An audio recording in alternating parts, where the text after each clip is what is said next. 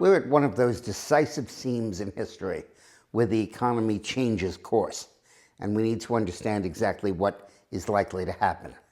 Now that Trump has defeated Hillary and succeeded Obama, there'll be a whole range of new policies in Washington which are going to decisively change the business environment and therefore the investment environment. Under Obama, there was a massive effort to stimulate the economy by flooding it with money, printing money.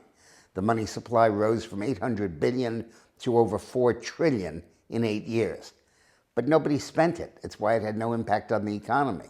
People were scared to death because of the changing economic rules that were going on. So they kept the money. Households got $500 billion, and they didn't spend it. They cut their debt. They paid off their credit cards. They caught up on their electric bills and their mortgages. The banks got $1 trillion, which they put right into their vaults. Very little of it was lent out. They couldn't find qualified borrowers, and they were terrified of being closed by the feds if they made bad loans. $2 trillion of it went onto the books of corporations, where it's sitting there, like it's under the mattress. There's no interest or earnings. They just don't have enough faith in the economy, even in their own companies, to invest the money.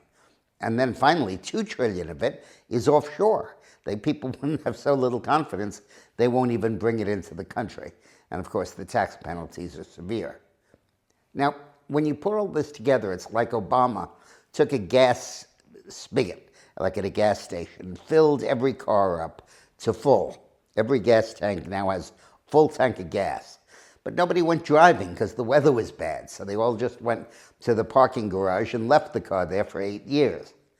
But now that the sun's coming out and it's getting to be good weather, they want to go driving. They're all going to take off from the parking garage at once. And that's going to bring very likely some very significant inflation. Okay, so what do you do? Well, I'm not an investment counselor, but I think I'll share with you what I do. I've decided to take a portion of my savings and invest them in gold and silver. I believe that those metals, first of all, will move up, and secondly, they're safe. Gold is going to move up because China is buying it like crazy. They're divesting themselves of dollars and getting gold in return because of their lack of faith in our ability to pay off our debt and our deficit. Silver has so many industrial uses that as the economy moves up, and there are more cell phones and computers and so on, the uses of silver will increase and the price is bound to go up. Last year, gold went cratered and then recovered all of its price, and I think it's going to just keep on going, and silver is expected to grow by about 20% next year. And then there's the factor of stability. People are just losing confidence in government's ability to restrain itself from printing money. The printing press is too accessible, like a bar to an alcoholic.